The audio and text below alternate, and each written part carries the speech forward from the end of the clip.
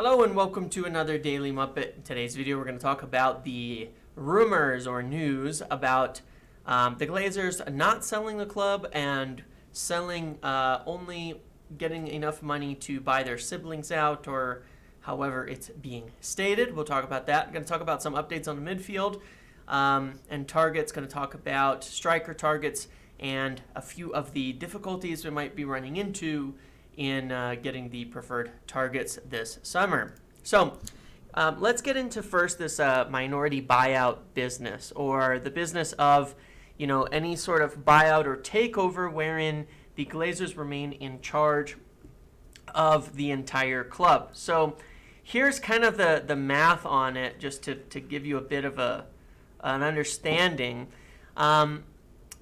Overall, the Glazers own, of course, these Class B shares, which have 10 times the voting rights of the regular Class A shares.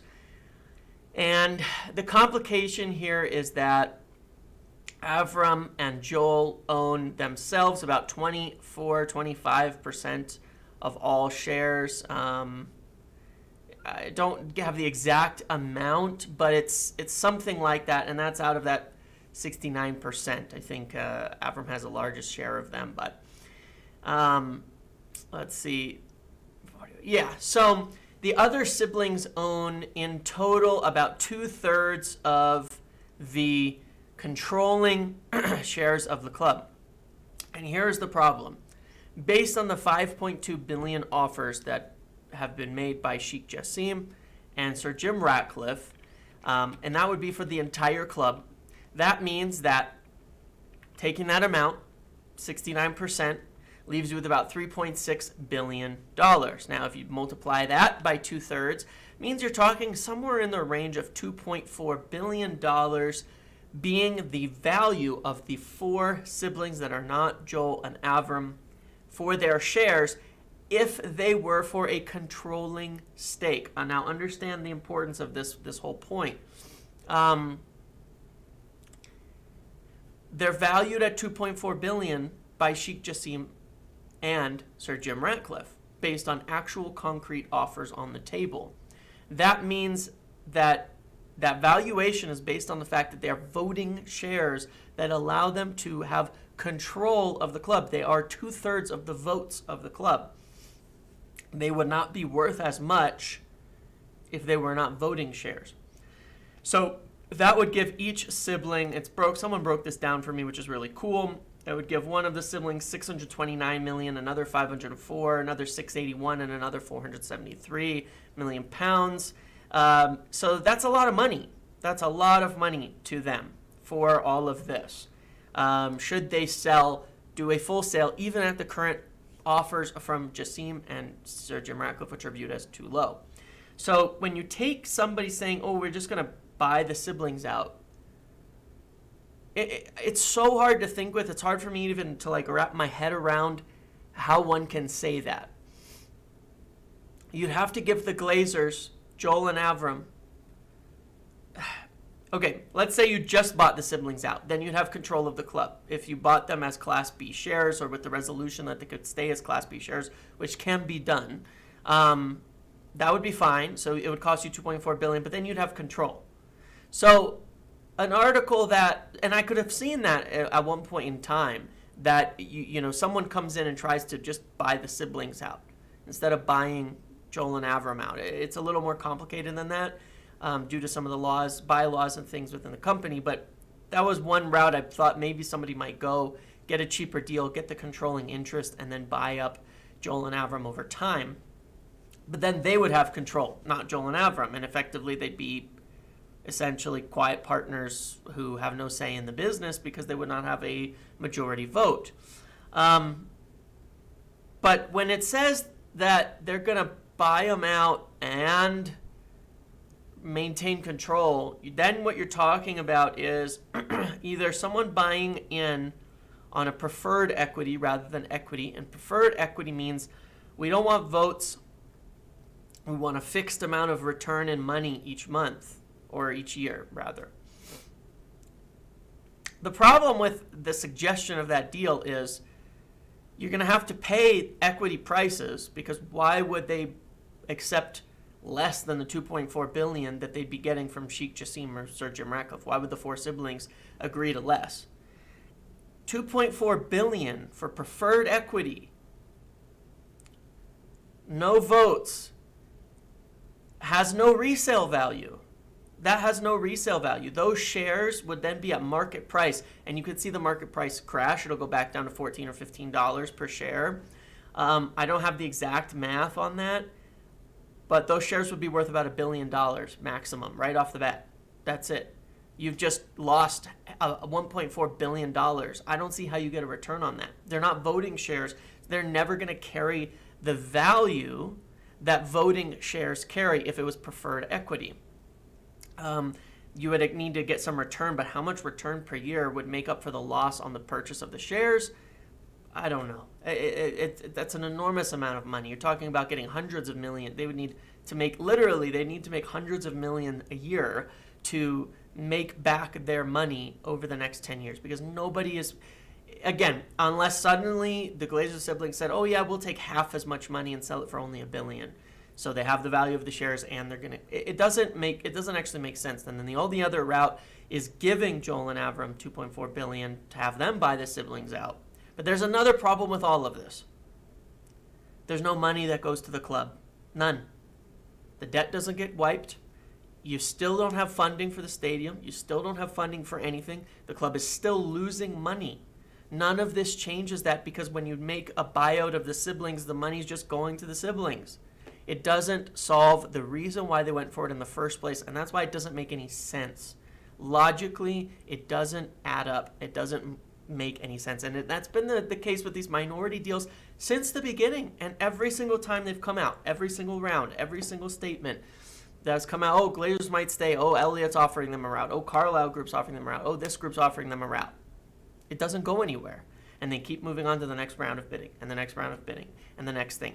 They wouldn't be going into these rounds if they had viable bidders on the table for minority stakes or for a non-takeover. And that's my feeling. That's what I maintained after speaking with people yesterday about it. Same thing. Speaking with people who are very knowledgeable about the overall situation, same thing. And you know, that's really all there is to it at the moment. Let's see. So as far as I can tell, a full sale is still the most likely outcome. It does not seem like a good investment for anybody. Bloomberg wrote a report as well right afterwards saying with the low returns that they'd be getting for preferred equity, it doesn't seem like it would make sense for anybody to do that kind of deal. So at the moment, I would still completely not worry about that. It's more talk, more stuff. Every time we go to another round, there's more bidders, there's more minority buyers. Article came out from Jamie Jackson this morning saying that Sheikh Jassim is still confident of a takeover, and they think that they will end up with a full sale. I'm maintaining that from a long time now. And I haven't heard a lot of details from Jassim's side or from Ineos' side recently, but there are still things that lead me to believe that Sheikh Jassim is not just confident, but there are things they're doing that indicate there's a reason for the confidence or following up on the confidence. I think at this point it'll likely be them, but you know, it's been quiet on their party side. But yeah, anyway, that's where we're at. That's what I'll say. I wouldn't worry about it any further at the moment until something else happens. But for now, both of the buying parties still feel that the club is going to be sold. And so do many people that I speak to who are and have been knowledgeable about the situation from the start. Moving on, I want to talk about McAllister. It's a good timing on this. You know, I had this kind of whole thing written and prepared. I put an update in the Patreon area of the Discord last night, right when I got it, and then I put it in the regular Discord this morning. I've been talking recently about specifically McAllister. I tweeted on the 12th of April. I think I tweeted about it a little bit earlier too. I said, keep eyes on McAllister and Kudus to replace Van de Beek and Caicedo, as well as Amrabat to replace McTominay. And I want to talk about McAllister specifically because I had a very specific update on this. United are very interested in McAllister. I know that as recently as in the last week, they informed Brighton specifically of their intentions to make an offer for the player, informed them of their intentions to buy him, and asked for permission to speak with the player. It is progressing. It is moving forward that that they want to do that, that they want to do a deal for him. He seems to be a very, very strong target at the moment, and one that United are strongly looking at. And again, talking about how we've been playing, I did a comparison, and I wish I could find it now. I can't find it at the moment, but I did a comparison of the two of specifically Eriksen and McAllister, and it's really interesting statistically. They're quite similar players in a lot of ways, and that makes a lot of sense. McAllister obviously being younger. Let's see. I can't find the picture of it at the moment, but McAllister obviously being younger has, it's a bit more energetic, a bit more pressing. Very creative player, very good on the ball. Really, really fits into this kind of new way of playing that United are looking at. And I think he would be right now the top target for that kind of 8 position beyond like a Jude Bellingham, which is extremely unrealistic. But United have approached Brighton. They've let them know officially about their interest, and they're looking to make an offer for the player. Liverpool definitely are there, and that's what I want to talk about because there's going to be a lot of competition with Liverpool over the positions that we're looking to fill. Not so much Arsenal. Arsenal are really settled on Declan Rice, and I'm not sure they're going to have money to do much else in the midfield beyond that. I'm not super worried about Chelsea. Obviously, United having Champions League is a big draw now. But I always worry about Liverpool thanks to things like, the Darwin Nunez deal and such, where they just do things so quickly that it can be very frustrating. It can be very hard to figure out. But what I know is that they hadn't as of yet approached Brighton, but they're definitely interested in McAllister. They're interested in a lot of players for this position. They're interested in Mason Mount, Ryan Gravenberch, McAllister, and then probably more. United's list is a little bit different, but it has some overlap. McAllister, obviously. Mason Mount is very much of interest for that position. And then the other player to keep in mind is Mohamed Kudus. And from Ajax. And my understanding is that United had already approached Ajax with some discussions about potentially sending Van de Beek back. And perhaps bringing Kudus forward. But as it kind of stands, I think they're approaching on multiple fronts for that kind of deal. They really do want a player. They really do want a player there. Mason Mount is likely to be by far the most expensive due to the wages he wants and the fee. McAllister will be something around 60 million. Kudus might be around the same. And the other problem with Kudus' situation is that United are still leading the pack for Jurrien Timber. As far as I understand, they're very interested. They're still in talks about it. And once again, trying to take 2 from Ajax this summer could be rather difficult. And I think in that vein, they'd rather get someone like Alexis McAllister and then Jurrien Timber in. So there's a lot of competition with Liverpool over different players in that position and in that area. Atletico Madrid are also interested. Manchester City are also interested in McAllister, but of course their priority is Jude Bellingham, and they're working strongly on that. The problem that we have is not that I don't think we could beat Liverpool, given that we're going to have Champions League most likely, and a very good role for him. The problem is the Glazers. The problem is the sale. The problem is the holdup on doing things where we can approach, we can talk about it, but we can't really press the button until things happen, including letting Van de Beek go and making space in the squad. So that's my only concern, is that will be too slow. But there's time. If the sale moves forward by the end of the month, it's things are being lined up really well. Otherwise, in the midfield, they're definitely looking at another position, which is to replace Scott McTominay deeper. The departures I'd expect would be Van de Beek and McTominay from the midfield. They're definitely looking at a deeper midfielder with Moise Caicedo, and Amrabat is a name absolutely to keep an eye on. I know that there was a came up from his agent or brother that United talked to him in January to see about a move. Very much interested in him. Very, very much. The interest is still there. He'd be a really great 6 replacement, someone who could play next to both him and Caicedo, right? They could play next to Casemiro. They could play in place of Casemiro. Gives us a lot more flexibility. The plus with Amrabat is maybe he doesn't need to start right away, and you could play still, Casemiro, Bruno, McAllister is your first choice. But that is a separate kind of profile and position as far as I understand.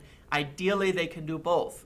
Replace McTominay, replace Van de Beek with an 8, with a starting 8 and a great 6 that can replace Casemiro in the future, and in the meantime, rotate and play. And that pushes, your depth to Eriksen and Fred up front, which is fantastic, right? And then whoever you sign at the 6. That makes for much better rotation, much better depth, and a much more balanced team overall.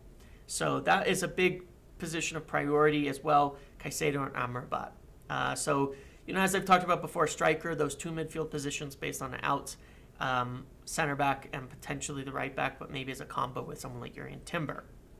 But those are the names I'm looking for right now.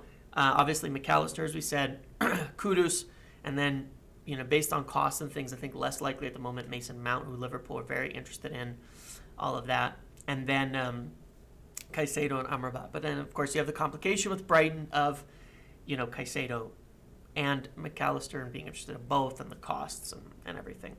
And also, if Caicedo would accept kind of that not necessarily starting role. On striker, as I mentioned before, the Ferguson thing was kind of a non-starter. It's not that United were interested, but he was expected to sign a new contract at Brighton, and apparently news came out yesterday from Simon Jones at the Daily Mail that he was on the verge of that being announced, essentially. And so, that one I would rule out for this summer.